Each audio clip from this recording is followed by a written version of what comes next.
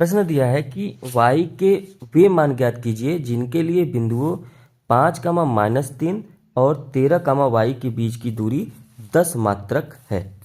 ठीक है, तो ऐसे में सबसे पहले आप दो बिंदु मानेंगे। एक बिंदु है आपका a और दूसरा जो बिंदु है वो है b, और यहाँ से यहाँ तक की जो दूरी दे रखा है ना वो 10 मात्रक दे रखा है। ठीक है, अब इसके बाद देखें तो a बिंदु है 5, -3 और जो b बिंदु है वो है 13, y। ये दो बिंदु दे रखा है, एक तो 5, -3, दूसरा 13, y दे रखा है।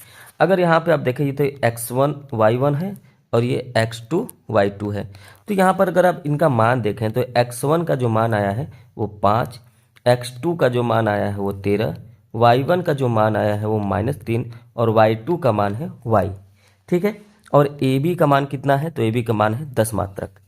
तो यहाँ पर हमको दूरी का फॉर्मूला हमको पता ही है कि ए बी मतलब एक ए और बी के बीच की दूरी बराबर होता है अंडर रूट में x2 - x1 का whole square plus y2 - y1 का होल स्क्वायर।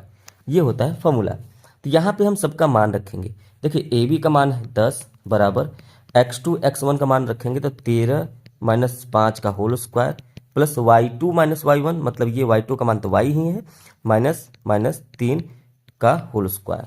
इसके बाद 10 बराबर क्या करेंगे, अब 10 बराबर करेंगे 13 में से 5 जाएगा तो आएगा 8 का स्क्वायर हो जाएगा प्लस ये हो जाएगा y प्लस 3 का होल स्क्वायर। यहाँ पर दोनों पक्षों का वर्ग कर सकते हैं।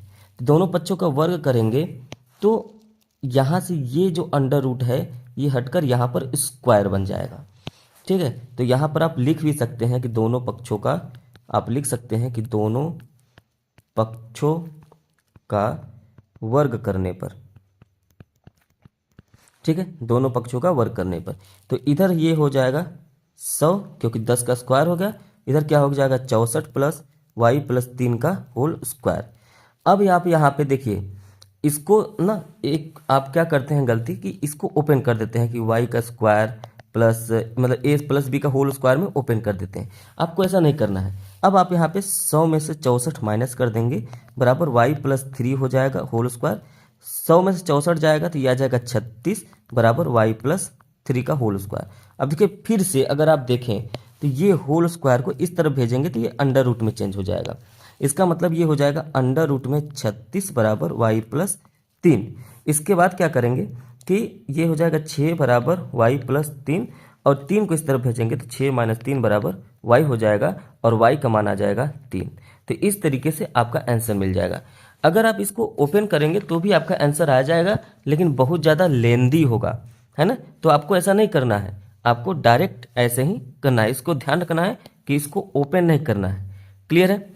ठीक है, उम्मीद है कि ये प्रश्न समझ में आया होगा। ये प्रश्न समझ में आया तो आप इसे लाइक कर सकते हैं, शेयर कर सकते हैं। चैनल पे पहली बार तो जरूर सब्सक्राइब कर लीजिए।